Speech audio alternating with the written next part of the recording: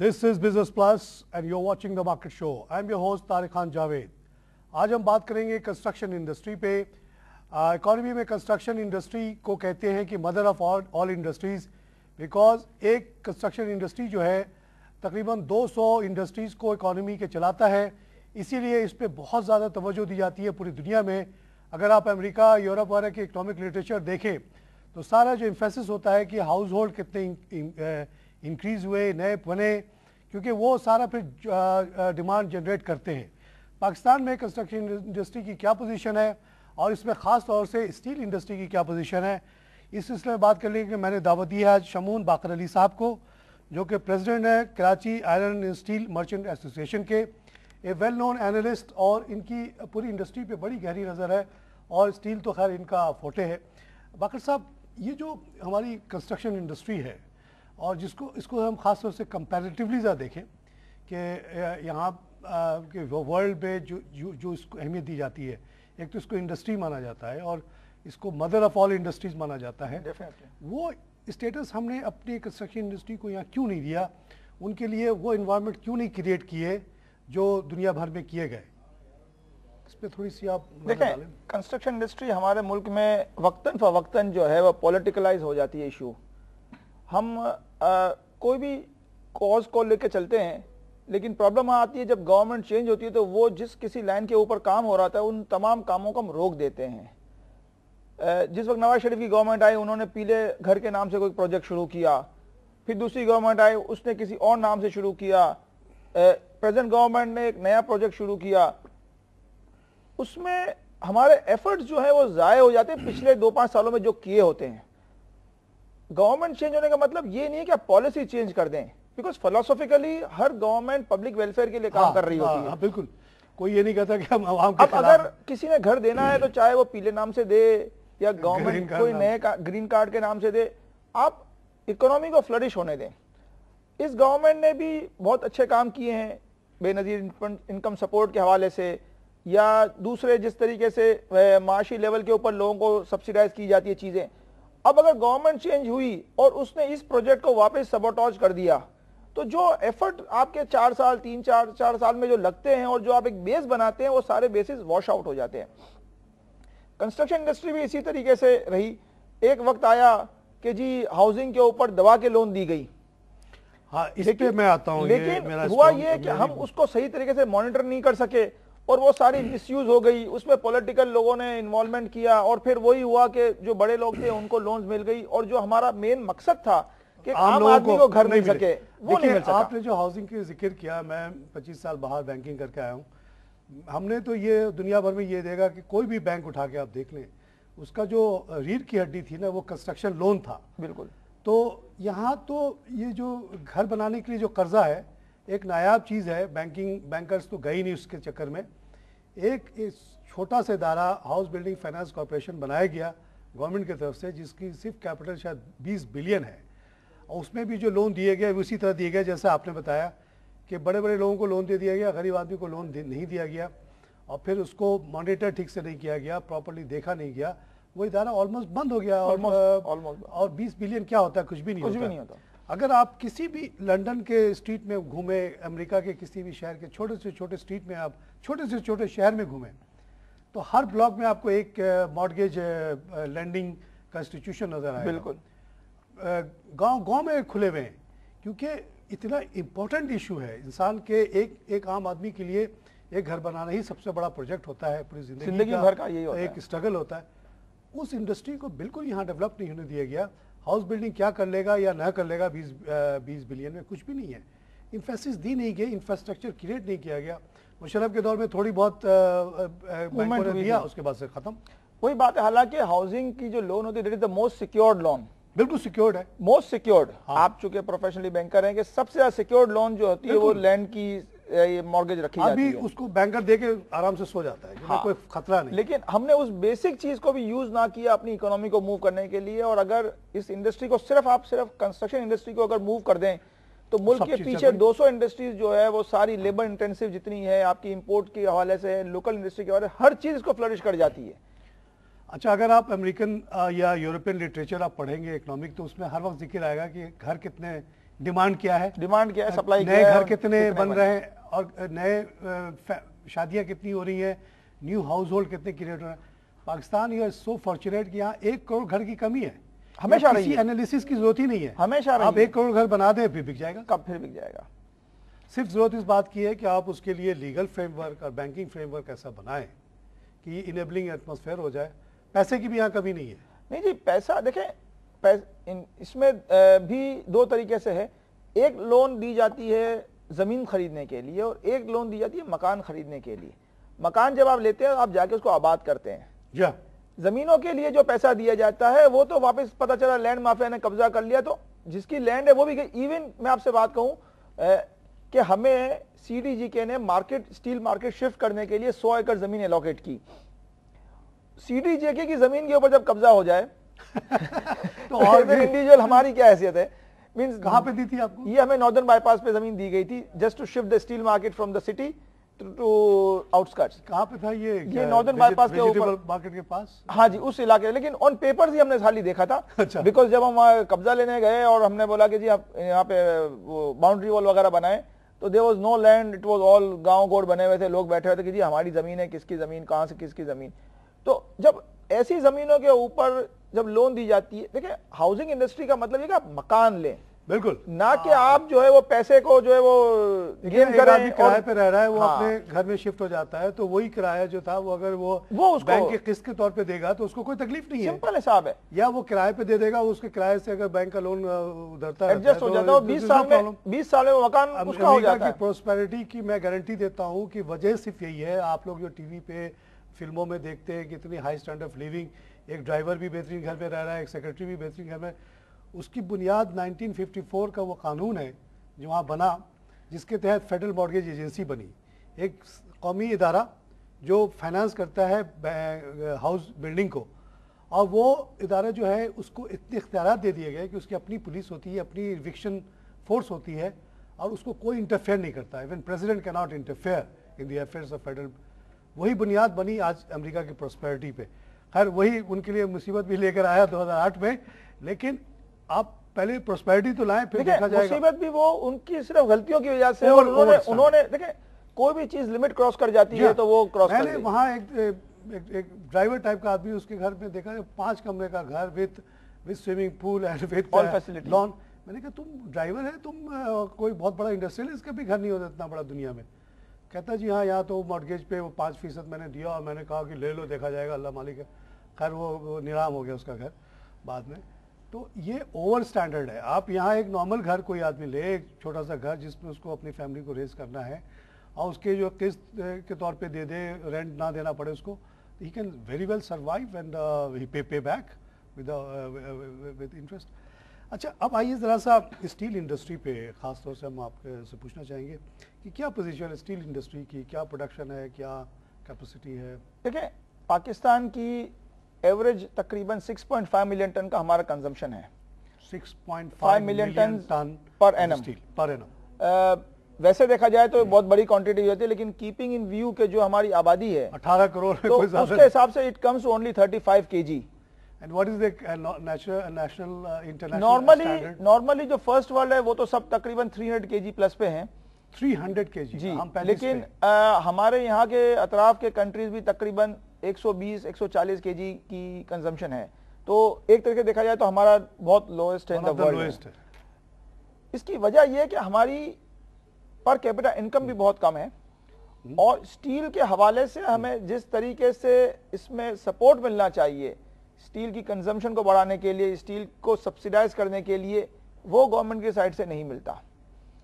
मिसाल के तौर पर हमारी पाकिस्तान स्टील मिल जो कि 1 मिलियन टन की कैपेसिटी में लगी, ऐसे 30 साल पहले, 20 साल से हम सुनते आ रहे हैं कि जी ये 3 मिलियन तक जाएगी, लेकिन आज तक नहीं गई।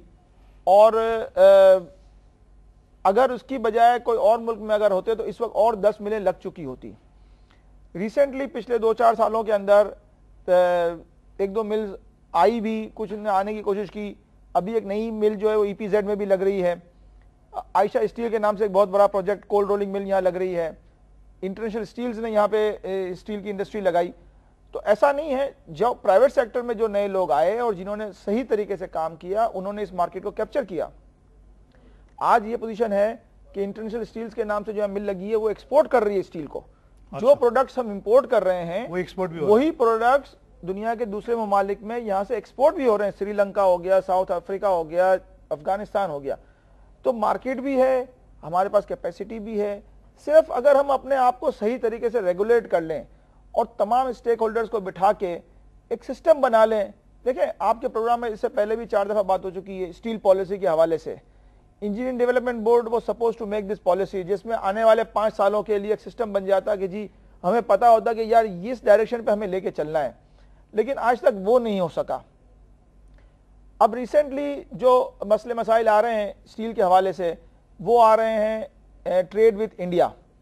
इंडिया की इंडस्ट्री हमारे मुकाबले में बहुत ज्यादा ऑर्गेनाइज्ड है, बहुत ज्यादा पुरानी है और स्ट्रांग है, उनके पास बेस है। मिसाल हमारे पास जिस तरीके से सिर्फ एक गडानी शिप ब्रेकिंग यार्ड है, इस तरीके से इंडिया में तकरीबन 14 जगह है जहां पे जो है शिप ब्रेकिंग होती है। तो उनकी इंडस्ट्री पिछले सालों में 20-25 सालों के उन्होंने अपने बेस को इतना मजबूत कर लिया कि आज वो ओपन ट्रेड की बातें करते हैं। लेकिन हमारी इंडस्ट्री कभी भी इतनी मजबूत नहीं हुई। हम हमेशा इंडस्ट्रियलाइजेशन की वजह हम ट्रेडिंग पे रहे। हमारे मुल्क में ट्रेडिंग फ्लरिश हुई, मार्केट है हमारे पास 18 करोड़ की, तो लोगों ने बाहर से माल मंगाया और बेच दिया। लेकिन हमने कभी अपनी इंडस्ट्री को स्ट्रांग नहीं किया, जिसके क्योंकि बेस तो वही होगा ना। Which is a shame, really. Which is a shame. भाई इतना तो प्रोड्यूस करो कि अपने मुल्क की रिक्वायरमेंट पूरी हो जाए, भले एक्सपोर्ट ना करो। हम इस वक्त भी तकरीबन 30-40% लोकल लोहा और ये सारी हमारी जो मिल्स हैं ये प्रोड्यूस कर लेते हैं, बाकी 60% स्टील हमें इंपोर्ट ही करना पड़ता है। अच्छा, इंपोर्ट पे एक मैं आपकी रिजर्वेशन को मानता हूँ। Steel industry India is Tata वाटा का हम एक जमाने से नाम सुन रहे हैं। Mittal is one of the strongest in the world right now. तो कोई कंपैरिजन तो हमारा उनसे है नहीं। लेकिन एक पॉइंट ऑफ व्यू जो चैम्बर ऑफ कॉमर्स वगैरह कहते रहे in favour of most favoured nation with India, वो ये है कि जो स्टील हम अभी मिसाल के तौर पे कहीं से मंगा रहे हैं और वही चीज़ अगर हम पड़ोसी मुल्क से मंगाएंगे तो जो हमारा फ्रेट कॉस्ट है ना वो 14% कम होगा। That is a substantial reduction in the total price. तो अगर हम इंपोर्ट कर ही रहे वॉट एवर रीज़न हमारी इंडस्ट्री डेवलप नहीं हुई, 60% इंपोर्ट कर ही रहे हैं, वो इंपोर्टेड माल अगर इंडिया से 14% कम पे आ जाए तो क्या उससे बेनिफिट नहीं होगा? सर सिर्फ 14% मत देखें, क्योंकि फ्रेट कॉस्ट अगर 14% है तो बाकी 86% CNF FOB वैल्यू है। हमारा जो रिलेशन वो इंडिया से वो भी सस्ता हो। सर हमारी जो रिलेशनशिप है इंडिया के साथ, या हमारी जो बॉर्डर लाइन है, या जो हमारा ट्रेड का रास्ता होगा, उसमें बहुत बड़ा सेक्टर जो है वो स्मगलिंग का आता है। आज ही आपने अखबार में पढ़ा होगा कि ईरान से जो है वो स्मगल लोहा आना शुरू हुआ है। हमने तकरीबन 1.5-2 महीने से जो है इंडिया के बारे में तो नहीं आई, कभी नहीं आई, आ जाएगी, क्योंकि इंडिया से जो हमारे बॉर्डर्स हैं वो काफी सील हो चुके हैं। सर नहीं हुई, आप जब ट्रेड खोलेंगे तो ये सारी चीजें हो जाएगी। देखिए उस दिन के हिसाब से हमारी बात हो रही है, लोहा क्यों स्मगल होगा और कैसे स्मगल होगा। मिला सर सिर्फ 4 कॉइल आप किसी भी ट्रक के नीचे रख दें, उसकी हाइट तकरीबन 6 फीट की होगी, वो 40 टन वेट हो जाएगा। उसके ऊपर आपने कोई हल्की फुल्की चीज रख ली, आप बोलोगे पूरा ट्रक इसी का भरा हुआ है। पता चला वो 40-40 टन के जो ट्रक होंगे जिसके अंदर लोहा होगा, वो एक ट्रक के अंदर 12 से 15 लाख रुपए का गवर्नमेंट रेवेन्यू खा जाएगा। आज आप देखें कि हम अगर इंपोर्ट करते हैं हॉट रोल्ड कॉइल्स, हमारी कॉस्ट तकरीबन 85 to 87,000 रुपीज आती है, और यही चीज स्मगल जो है वो अवेलेबल 80,000 बल्कि उससे भी कम में है, जो ईरान से आ रही है। अब इसकी वजह क्या है कि तकरीबन 30,000 रुपीज पर टन हम गवर्नमेंट लेवीज देते हैं अगर हम सही तरीके से मंगाएं। ये 85 में 30,000 गवर्नमेंट की लेवीज है, गवर्नमेंट लेवीज है, custom duty, sale tax, income tax, whatever. अब अगर इन लेवीज को कम कर दिया जाए तो जो स्मगलर के पास कुशन है वो कम हो जाता है। आज से 5-6 साल पहले तक, 7 साल पहले तक हम सिर्फ गवर्नमेंट ड्यूटी में 9,000 रुपीज देते थे, तो उस वक्त स्मगलिंग नहीं होती थी। 9,000 से बढ़ के ये 30। अच्छा, आज आपने मुझे एक बड़ी अच्छी ये बात बताई, लेकिन बहुत जिस तरह हम अक्सर आम लोगों से कहते रहते हैं, जब लोग पूछते हैं महंगाई की वजह, तो हम कहते हैं कि भाई महंगाई की एक तो वजह है कि स्टेट बैंक से नोट छपता है, उससे आपका रेगुलर बेसिस पे पैसे आपके पॉकेट से निकल रहे होते हैं, तो आप लोग कभी अमीर नहीं हो सकते, आपकी स्टैंडर्ड नीचे ही जाती जाएगी, तनख्वाह एक तरफ बढ़ेगी दूसरी तरफ घट जाएगी। दूसरी हम वजह बताते हैं स्पेसिफिक केसेस कि भाई जैसे पेट्रोल आप जब डालते हो मोटरसाइकिल में तो 24-25 रुपये आप गवर्नमेंट को दे रहे होते हो। अगर गवर्नमेंट कह दे आप पे मेहरबानी हो जाए कि भाई 76% लोग पेट्रोल जो है वो मोटरसाइकिल वाले लेते हैं, मोटरसाइकिल तो गरीब होता, तो उसको आपको अगर रिलीफ देना चाहे कोई अवामी हुकूमत तो 24 रुपये अपने विड्रॉ कर ले, विड्रॉ कर ले। So called petroleum development levy which is never developed, which was never development. It is only used for consumption of the government. तो आज आपने एक और नई चीज बता दी कि हर किलो पे 30 रुपये जो है वो इंसान जो है ये गवर्नमेंट के टैक्स दे रहा है। जी बिल्कुल, अगर ये हट जाए तो ये 55 का हो गया। बिल्कुल हो गया। देखा दुनिया में अब अवामी जो बातें लोग कर रहे हैं आजकल, बड़े बड़े जलसे हो रहे हैं, बड़ा मजा आ रहा है कराची में और जगह भी कि अवामी अवाम अवाम अवाम, भाई तो ये आप इमरान खान साहब या मुशर्रफ साहब या कोई भी नए लीडर ऐलान कर दें कि जब मेरी हुकूमत आएगी जो 30 रुपये हम ले रहे हैं हर किलो पे स्टील पे हम नहीं लेंगे, हम कहाँ से हुकूमत चलाएंगे? वो हमारी वो अपने खर्चे कम करें, भूखे रहेंगे, मामूली कपड़ा पहनेंगे अहमदी निजात जैसा और मामूली महल में रहेंगे, महल में नहीं रहेंगे, घर में रहेंगे, लेकिन हम 30 रुपये यहाँ कम कर देंगे, 24 रुपये पेट्रोल पे कम कर देंगे, आप हमें वोट दें। हाँ, उस बेसिस पे लोग मांगे वोट, कोई मांगे वोट तो देंगे लोग। अब ये तो यही है कि भाई 30 रुपये एक घर बनाने वाले के लिए तो बहुत बड़ा इंसेंटिव हो जाएगा, खुश हो जाएगा। बिल्कुल डेफिनेटली। लेकिन ना लोहा जो है वो तकरीबन 40% जो घर होता है उसकी वो प्राइस वो कवर करता है एक आम आदमी की। अगर कोई 5 करोड़ का घर बना रहा है तो उसके लिए वो जो है वो बहुत कम अमाउंट होगा, फैंसी आइटम बहुत यूज कर रहा है। लेकिन जो एक आम आदमी बेसिक घर है उसमें तकरीबन लोहे के बगैर गुजारा कहाँ है? 40% बेसिक कैसे बनाएंगे भाई? तो वो चीज है।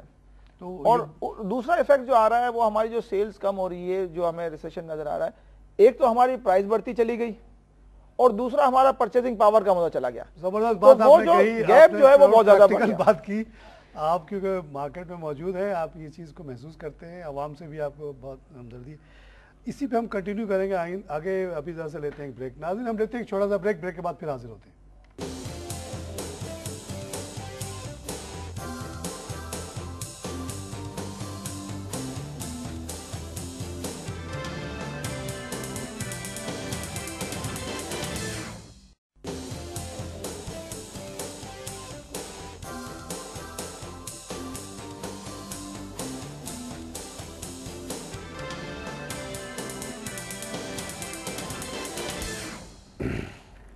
नाज़रीन वेलकम बैक। हम बात करें कंस्ट्रक्शन इंडस्ट्री पे और ख़ास तौर से फोकस है आज स्टील इंडस्ट्री पे और हमारे साथ मौजूद हैं शमूल बाकर अली साहब, Karachi iron and steel merchant association के प्रेसिडेंट। उन्होंने बहुत ही इंटरेस्टिंग बातें बताई हैं और हमने ओवरऑल कंस्ट्रक्शन इंडस्ट्री पे डिस्कशन किया, उसकी अहमियत को समझा। साथ साथ स्टील के बारे में बता रहे हैं कि सिर्फ हमारी जो टोटल डिमांड है वो 6 मिलियन टन है और हमारी जो टोटल प्रोडक्शन इस वक्त है वो सिर्फ 2.5 मिलियन है। स्टील मिल के प्रोडक्शन को तो वो कह रहे हैं ना गिरना ही अच्छा है, क्योंकि शायद 15-20% पे वो काम कर रहा है, मगर बाकी जो है उनसे हो रहा है। उन्होंने एक बात बताई है कि जो अभी हम स्टील खरीदते हैं उसमें तकरीबन जो इम्पोर्टेड स्टील में जो कंपोनेंट है 85,000 का वो बिक रहा है, उसमें 30,000 जो है ना गवर्नमेंट के टैक्सेस हैं। यानी कि अगर गवर्नमेंट आवाम को रिलीफ देना चाहती है कि अवामी गवर्नमेंट अभी की या फ्यूचर की, तो वो चाहे तो ये ड्यूटी ज़ीरो कर दे और उसको 30 रुपये कम कर दे पर kilo, which will be a great relief to common people जो बेचारे घर बनाने के लिए बता रहे हैं। बाकर साहब की 40% जो है कॉस्ट सिर्फ स्टील का आ जाता है। बाकर साहब आपने जाते जाते आखिर में एक बड़ी इंटरेस्टिंग बात की कि एक तरफ तो स्टील की कीमत बढ़ रही है, बढ़ती ही चली जा रही है, दूसरी तरफ आपने एक बड़ी अवामी सी बात की जो आम लोगों के इंटरेस्ट की बहुत आएगी कि एक तरफ आमदनी भी कम होती जा रही है। स्टील की कीमत बढ़ रही तो बढ़े, साथ साथ आमदनी भी बढ़ती जाए तो कोई मसला नहीं, लेकिन आपने एक बड़ा सोशल इशू पे हाथ रख दिया है। ये आपकी क्या परसेप्शन है कि किस तरह से आमदनी कम हो रही है? इसमें दो वजह है। एक तो ये कि मैं सिर्फ बेसिकली लोहे के हवाले से ही बात करूंगा कि इंटरनेशनल प्राइसेस पिछले 1 साल 1.5 साल में डिप डाउन हुई तकरीबन 30 से 40%। अच्छा, पूरी इंटरनेशनल दुनिया में, लेकिन हम वो रिलीफ पास ऑन ना कर सके अपने कंज्यूमर्स को। इसकी वजह दो थी। एक तो ये कि हमारे यहाँ जो भी मटेरियल हम इंपोर्ट करते हैं लीगली, मैं लीगल इंपोर्ट की बात कर रहा हूँ, इलीगल की बात नहीं करूँगा, उस पर हम तकरीबन 55 से 57% कस्टम ड्यूटीज सेल टैक्स उन मद में देते हैं। वो सारा मटेरियल हमें वैल्यू कराना पड़ता है कस्टम से। कस्टम का और हमारा एसोसिएशन का झगड़ा हर वक्त रहता है उनके साथ वैल्यूएशन के हवाले से। दुनिया में कोई चीज़ $1000 की थी, उसके बाद जब मार्केट डिप डाउन हुई वो $600 में हम ला सके, लेकिन गवर्नमेंट हमसे जो ड्यूटीज एंड टैक्सेस है वो $1000 के हिसाब से ही ले रही थी। अच्छा, तो ये हमें प्रॉब्लम हुआ अपने कंज्यूमर को सस्ता मटेरियल देने में। दूसरा जो प्रॉब्लम आया वो आया हमारी करेंसी की डिवैल्यूएशन। तीसरा जो इशू आया कि हमारे ओवरऑल इकोनॉमी में स्लो डाउन आया, जिसकी वजह से हमारी इनकम कम हुई। तो हुआ ये कि लोहे की प्राइसेस जो आज इस वक्त में, लेट्स से मैं सरिये की अगर बात करूं तो वो 85 रुपीज भी टच कर गई थी। आज वही लोहा 65,000 में अवेलेबल है। लेकिन अगर गवर्नमेंट अपने टैक्सेस और लेवीज में कमी करे तो शायद यही लोहा आज 45 रुपए या 40 रुपए में भी हम दे सकते हैं। देखिए, मैन्युफैक्चरर है वो फेयर मार्केट कंपटीशन में चलता है। वो अगर 5 रुपए मुनाफा रखेगा पर केजी तो दूसरा मैन्युफैक्चरर 4 रुपए में काम शुरू कर देगा, तीसरा 3 रुपए में काम शुरू कर देगा। तो वो एक मार्केट के हवाले से उसके प्राइसेस जो है वो मेंटेन होते हैं। इसी तरीके से ट्रेडर है वो अपना मार्कअप ज्यादा नहीं रख सकता, नॉर्मल मार्कअप के ऊपर सारा काम होता है क्योंकि आप अकेले नहीं है, मार्केट में और भी लोग बैठे हैं। लेकिन डिफिकल्टी जो आती है वो आती है हमें इस हवाले से कि आप चीज को सस्ती लाएं और अपने कंज्यूमर को सस्ता पास ऑन करें तो आपकी इकोनॉमी मूव करती है और वॉल्यूम बढ़ जाए, वॉल्यूम बढ़ जाता है। जबकि होता यह है कि एक तो ये हमें प्रॉब्लम आई, दूसरी तरफ ये हुआ कि चूंकि स्लो डाउन रहा, ये रहा, तो आपकी जो इन्फ्लेशन की वजह से आपकी तनख्वाह अगर 10% बढ़ गई, आपकी जो है इन्फ्लेशन को 15 से 20% बढ़ गया, 5% तो नीचे आ 10% आपकी परचेसिंग पावर और कम अगर हो आप गई। 2008 से अब तक का इन्फ्लेशन पकड़े, बल्कि 2005 पे 6-7 पे चले जाए, कम से कम 60-70% इन्फ्लेशन यहाँ हुआ है। जिसकी तनख्वाह 60% से ऊपर नहीं बढ़ी वो वहीं का नीचे चला गया। आप बिल्कुल सही कह रहे हैं कि गवर्नमेंट ऑफिसर्स, गवर्नमेंट सैलरीज के अलावा बाकी किसी की तो इतनी बड़ी नहीं। अभी भी लोग प्राइवेट सेक्टर में 3,000-4,000 पे भी औरतें काम कर रही है साइट पे, बिल्कुल 6,000-7,000 पे बहुत लोग मर्द काम कर रहे हैं बहुत सारी जगह पे। 10,000 रुपए में आपको एक MBA लड़का मिल जाता है, बताइए, MBA पढ़ा किया हुआ है, 10,000 का MBA मिल रहा है इस मुल्क में। तो ये तो हमारी एक लेबर को 6,000 मिल गया तो वो खुश है भाई। तो उस हालात में जहां आप इतनी नोट छाप के महंगाई कर रहे हैं, लोगों को घसीट रहे हैं पीछे की तरफ, उनको बेहतर करने के बजाय, ऊपर से आप 30-30 रुपए का टैक्स लगा रहे हैं स्टील पे, 24 रुपए का टैक्स लगा रहे हैं पेट्रोल पे, इसी तरह के तमाम चीज़ों पे, कि आपके जो खर्चे हैं वो कम ना हो किसी सूरत में और आवाम पिसती है तो किसी। ये सारे इश्यूज तो टैक्सेस लग रहे हैं, लेकिन ये सारे टैक्सेस तो उनके ऊपर लग रहे हैं जो हमारे मेंबर्स हैं, जो सच्चा काम कर रहे हैं, जो कि कमर्शियली इंपोर्ट कर रहे हैं, गवर्नमेंट के थ्रू ड्यूटीज भी भर के ला रहे हैं। व्हाट अबाउट दोज सेक्टर्स जो कि स्मगल मटेरियल ला रहे हैं? चलिए अब इस पे आ जाइए। आपने ईरान के स्मगलिंग का जिक्र किया। 30,000 रुपए पर टन अगर हम ड्यूटीज दे के लाते हैं और वही चीज अगर स्मगल आइटम जब आना शुरू हो जाएगी तो उसमें तो हमें कुछ भी नहीं देना। उससे एक बहुत बड़ा प्रॉब्लम जो मैं समझता हूं, हम कहेंगे कि मैं अपने मेंबर से कहूंगा कि इसको हमें खुश हो जाना चाहिए कि स्मगलिंग मटेरियल आ रहा है। हम कम से कम जो लीगल इंपोर्ट करते हैं और जो गवर्नमेंट ने अभी रिसेंटली हम पे SRO 191 लगाया है, जिसके तहत जो हम कमर्शियल इंपोर्टर्स लीगल इंपोर्ट करते हैं, हमें तमाम लोगों के CNIC नंबर देने, जबकि हर बायर के, जबकि हम 3% वैल्यू एडिशन देते हैं कस्टम स्टेज के ऊपर कि हम अपने बायर्स का नाम डिस्क्लोज नहीं करेंगे। हम उसकी पेनल्टी देके जब वो मटेरियल लाते हैं, वो पेनल्टी भी दी गई और उसके बाद हमें वापस फोर्स किया गया कि आप जो है वो CNIC नंबर दें। अब जिस मुल्क में CNIC कार्ड की कोई वैल्यू नहीं है, फोटोकॉपियां हजारों इदारों में एक दूसरों की होती है और उसके अलावा फेक शनाख्ती कार्ड होते हैं, उसमें अगर इस टाइप के SRO ला के और लोगों को कहा जाएगा कि आप जो है वो लीगली काम करेंगे तो ये सारे कानून आप पे लागू होंगे। क्या आप ओरिजिनल देखने के लिए भी कहते हैं? वो ओरिजिनल देखने के नहीं कहते, लेकिन किसी का भी ID कार्ड आप लेकिन सर अगर 2 साल के बाद जब मेरा ऑडिट होगा और अगर उस बंदे ने सामने डिनाई कर दिया कि नहीं जी मैंने नहीं खरीदा, तो वो तो अवेलेबल नहीं है। अवेलेबल तो मैं हूं, मेरी कंपनी आज 40 साल से रजिस्टर्ड है, तो मैं तो अपनी जगह पे मौजूद हूं, मैं आने वाले 20 साल मजीद रहूंगा। लेकिन वो जो बंदा आया था वो तो चला गया, तो फंसेंगे तो हम। तो बात यह है कि आप ऐसे कानून ले आते हैं कि जो लीगल काम कर रहा है उसी को स्क्वीज किया जा रहा है, उसी को एडिशनल होमवर्क दिया जा रहा है। स्मगल्ड गुड्स वो कैसे आ रहा है, कहां बिक रहा है? सर मिस्री शाह की मार्केट, हमारी शेरशाह की मार्केट पूरी भरी हुई है और मार्केट में वो मटेरियल पूरा ईरान से आ रहा है। जी बिल्कुल। और अब तो रिसेंटली ये ऑफर हुई कि चूंकि बात हो रही थी कि यार कहीं पे रेड हो जाएगा, ये हो जाएगा, क्योंकि वो जाहिर बात है लोहे की आइटम कोई छोटी आइटम तो है नहीं सकते आप, तो बड़े कॉइल्स होते हैं 20-20 टन के, 15-15 टन के। तो उन्होंने जो ला रहे हैं उन्होंने यहां तक ऑफर करके जी हम आपके काट के आपके साइज की शीट ला के दे देंगे। अच्छा। और वो भी उधार मिल रहा है। कि आपके घर माल पहुंच जाए, उसके 5 दिन बाद आप पैसे दीजिएगा। तो ये हालत है। जबकि हम जब इंपोर्ट करते हैं, लीगल इंपोर्ट करते हैं, तो हम एलसी खोलते हैं, हमारे पास 1 महीने पहले हम इन्वेस्टमेंट करते हैं, हमारे पास मटेरियल आता है, हम शिप से माल कस्टम की ड्यूटीज भरते हैं और उन सारे प्रोसेस से गुजरते हैं, और फिर एडिशनल हमें कहा जाता है कि जी आप बायर का शनाख्ती कार्ड नंबर दें।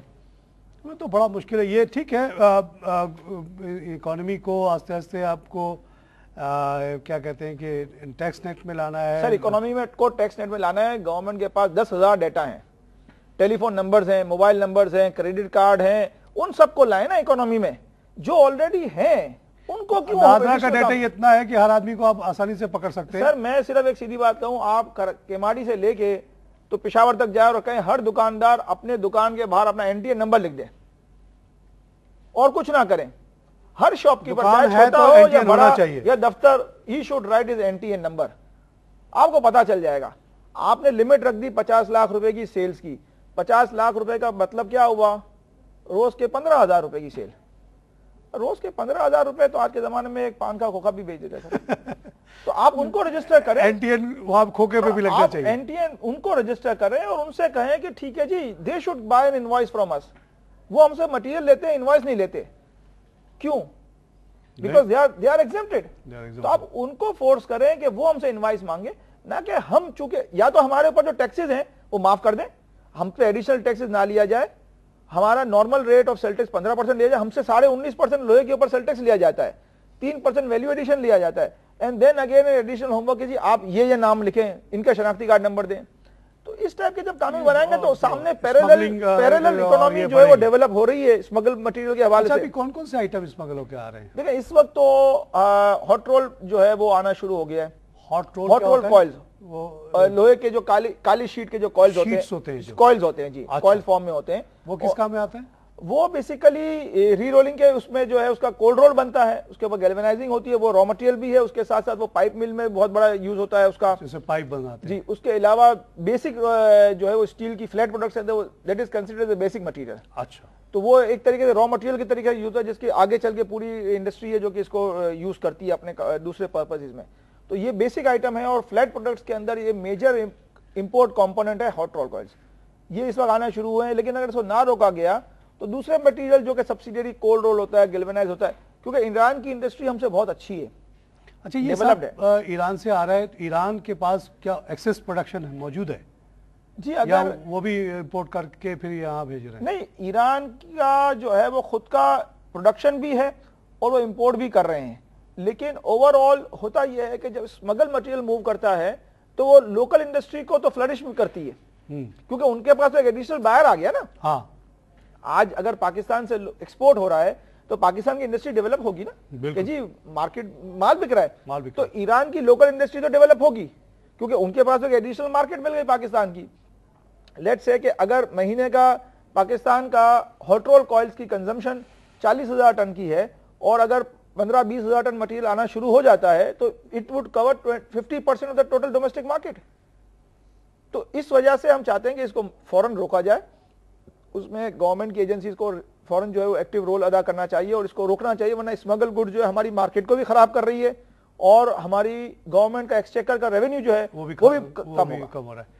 और आपने अभी कहा कि अभी 1-2 आइटम है, लेकिन ये अगर ये बढ़ते चले गए तो दूसरे अच्छा, आइटम ये जो एक दो आइटम आपने बताया, उनका क्या परसेंटेज है जो टोटल मार्केट के डिमांड को यूज कर रहे हैं या कवर कर रहे हैं? देखिए इस वक्त जो है वो परसेंटेज हम एनुअल लेवल के ऊपर तो नहीं निकाल सकते, लेकिन महीने के हिसाब से अगर हम देखा जाए तो इस वक्त ये 25 से 30% मार्केट को वो ऐसा ऐसा उन्होंने कवर कर लिया हॉट रोल। इन एक आइटम में? जी, हॉट रोल सिर्फ एक आइटम जी। और अगर इसी तरह वो आइटम पे आइटम बढ़ाते चले गए तो एक substantial part of the industry will be covered by them, definitely, which will help Iran hurt us. Definitely. देखिए स्मगल जो है वो तो कभी भी आपकी लोकल इंडस्ट्री को भी खराब कर रहा होता है, गवर्नमेंट के एक्सचेकर को भी खराब कर रहा होता है और जो लीगल काम कर रहे होते हैं उनको भी खराब कर रहा होता है। वो तो तीनों के लिए खराब। सिर्फ उससे ये होगा कि हम जो इस वक्त ये SRO 191 की वजह से परेशान है वो लोग खुश हो जाएंगे कि ठीक है जी, अब हमें ना किसी बायर का नाम नंबर देना है ना कुछ देना है, लोकल माल पठान से खरीद लिया, उसको लोकल मार्केट में बेच दिया। Thank you very much. Thank you very much. ये आपने बड़ी कंसर्न की बात बताई कि गवर्नमेंट ने इस तरह से, देखिए हम देखते हैं कि पै दर पै गवर्नमेंट ऐसे मेजर्स लेती है जो वो समझती है कि बड़ी स्मार्ट मूव है या बड़ा उन्होंने तीर मार दिया, मगर आखिर में वो उल्टा नुकसान दे जाती है इंडस्ट्री को, मुल्क को, और फिर उनको रिवर्स करना पड़ता है। एक रिसेंट एग्जांपल आपने सुना होगा स्टॉक मार्केट का, जो हम लोग काफ़ी कवर करते हैं। वहाँ एक ऐसे कानून ले आए, कैपिटल गेन टैक्स, वो भी वही था NIC वाला चक्कर कि भाई तू 50,000 रुपये लाए कहाँ से, अब ये बताओ। अब एक गरीब आदमी अगर वो इनकम टैक्स ऑफिसर के सामने पेश हो गया तो उसका पॉकेट तो वैसे ही खाली हो जाएगा। सबको पता है इस मुल्क की जो करप्शन का लेवल है, जो मॉरलिटी का लेवल है ही नहीं। मैं समझता हूँ, मैं पूरे दुनिया घुमाऊँ, इतना इमोरल सोसाइटी मैंने नहीं देखी है। जिसको मौका मिलता है रिश्वत फ़ौरन ले लेता है। कोई ना अल्लाह का डर है ना रसूल का डर है यहाँ पे किसी को। तो ऐसे सूरत में लोगों ने क्या किया कि स्टॉक मार्केट छोड़ के भाग गए। ऐसा भागे कि घूम के नहीं देखा लोगों ने। अब गवर्नमेंट ने 2 साल 2.5 साल के तक तबाही आ गई। उसके बाद इंडस्ट्री वो तबाह हो गई। हज़ारों लड़के को मैं जानता हूँ जो बेरोजगार हो गए, लड़के लड़कियाँ जो काम करती थी इसमें, बहुत सारे हाउसेस बंद हो गए। अब उसको रिवर्स कर दी। अब फिर से मार्केट थोड़ी सी अपने नेशनल लेवल पे आ रही है, कोई सुपर लेवल पे नहीं जा रही है। इसी तरह आप ये देखिए कि इस तरह से करके NIC का मांगना इस सोसाइटी में, तो एक तरह से कह रहे हैं कि दुकान बंद कर दो भाई तुम, अब जाके वो वही वाला काम कर लो जो इलीगल वाला और है। बात ये, गवर्नमेंट के पास आज रोज करोड़ों रुपए की रजिस्ट्रियां होती हैं लैंड ट्रांजैक्शन की, उसके ऊपर से NIC ले लें। दूसरे और 10 गाड़ियां लोग खरीदते हैं, उसके ऊपर से NIC लें। आपको टैक्स रेट बढ़ाना है तो और 10 रास्ते हैं। बिल्कुल, आपका विल होना, अगर डाटा की कोई कमी नहीं है, कोई कमी नहीं है। टन्स ऑफ डाटा है उनके पास। अरे सिर्फ जो मोबाइल पे लोग पैसे डाल रहे हैं ना, उन्हीं को पकड़ लें। लेकिन कि शमून साहब आप महीने में 20,000 रुपए डाल रहे हैं अपने मोबाइल के मुख्तलिफ बिल में, कहाँ से आ रहा है बताइएगा। तो सिर्फ एक खर्चा आपका इतना है, तो बाकी तो ऑटोमेटिक। कहने का मकसद ये कि जो लोग टैक्स नेट में हैं उन्हीं को स्क्वीज किया जा रहा है। जो नए लोग जो ला सकते हैं, देखिए मैं मिसाल, देखिए टैक्स, जैसे कि मैंने शेयर का एग्जांपल दिया, हुआ क्या कि गवर्नमेंट ने चाहा कि टैक्स बढ़ा ले, उल्टा घट गया क्योंकि टर्नओवर ही खत्म हो गया। यही चीज हमारे 30-40 करोड़ का टर्नओवर घट के पता है कितना हो गया था? 2 करोड़ 3 करोड़। तो सर यही होगा। देखें इस वक्त आपका भी टर्नओवर कम हो जाएगा। ये डेफिनेटली स्मगल पोर्शन बढ़ता चला जाएगा, ये कम होता चला जाएगा। ये कंडीशन सिर्फ लोहे वालों के लिए नहीं है, ये तमाम कमर्शियल इंपोर्टर्स के लिए है। केमिकल मार्केट, हमारी जोड़िया बाजार की मार्केट, हमारी पेपर मार्केट, हमारी हार्डवेयर मार्केट। वक्त खत्म हो गया, बात तो बड़ी अच्छी हो रही थी, इंशाल्लाह फिर करूंगा। नाज़रीन, कंस्ट्रक्शन इंडस्ट्री पे आपने हमारी गुफ्तगू सुनी। इसमें हमने ये स्टैब्लिश किया कि construction industry is mother of all industries, और Pakistan is one of the most fortunate countries कि जहाँ 1 करोड़ घरों की कमी है। अगर 10 लाख घर पाकिस्तान में बनना शुरू हो जाए तो यहाँ कोई आदमी बेरोजगार नहीं होगा और सारे के सारे घर बिक जाएंगे। और इसमें एक जो बहुत अहम इंडस्ट्री है कंस्ट्रक्शन में, वो है स्टील की, क्योंकि 40% जो एक एवरेज छोटा घर बनता है उसमें जो कॉस्ट आती है स्टील की। स्टील पे हमने बात की तो शमून साहब ने हमें बड़े तफसील से बताया कि तकरीबन 30 रुपये पर किलोग्राम जो है ना गवर्नमेंट टैक्स ले रही है। वो भी एक वजह है कि उसकी वजह से डिमांड कम हो रहा है, लोग स्मगल्ड गुड्स की तरफ जा रहे हैं। ईरान से स्मगलिंग हो रही है जो कि रिलेटिवली चीप है। एक और बात उन्होंने बड़ी कंसर्न की बताई कि ये 30 रुपये टैक्स देने के बावजूद गवर्नमेंट ने कुछ ऐसे कंडीशंस उनके ऊपर लागू कर दिए हैं जो कि ऑलमोस्ट इम्पॉसिबल है इस मुल्क में मीट करना, और उसकी वजह से ये लोग बहुत ज़्यादा डिस्करेज हो रहे हैं और ये सोचते हैं कि क्यों हम लीगल काम करें, क्यों ना हम इलीगल की तरफ चले जाएं। Which is a very unfortunate thing. Government को इस पर नज़रसानी करनी चाहिए। ये industry construction as a whole पे तवज्जो देने की ज़रूरत है। हमें अमेरिकन मॉडल फाइनेंसिंग का जो है उसको इम्पोर्ट एडॉप्ट करें, या आप सऊदी अरेबिया के मॉडल को इम्पैक्ट ये कर लें कि वहाँ किस तरह से सैंक्सिटी ऑफ प्रॉपर्टी है, किस तरह से वहाँ बैंक बड़े आसानी से लिवरेजिंग आपको फाइनेंसिंग करते हैं। उस तरह के मॉडल ला के construction industry as a whole को बूस्ट देना चाहिए। और इसमें जो स्टील इंडस्ट्री है, इनके जो ग्रीवेंसेस इन्होंने बताए हैं उस पर तवज्जो दे के इसको एक रैशनलाइज करना चाहिए ताकि स्मगलिंग का जो वो है वो कम हो और लीगल तरीके से काम ज़्यादा हो, लोकल प्रोडक्शन हो, लोगों को कुछ सस्ते स्टील मिले जिससे कंस्ट्रक्शन में उनको आसानी हो। इसी के साथ आज का प्रोग्राम खत्म करता हूँ। खुदा हाफिज़।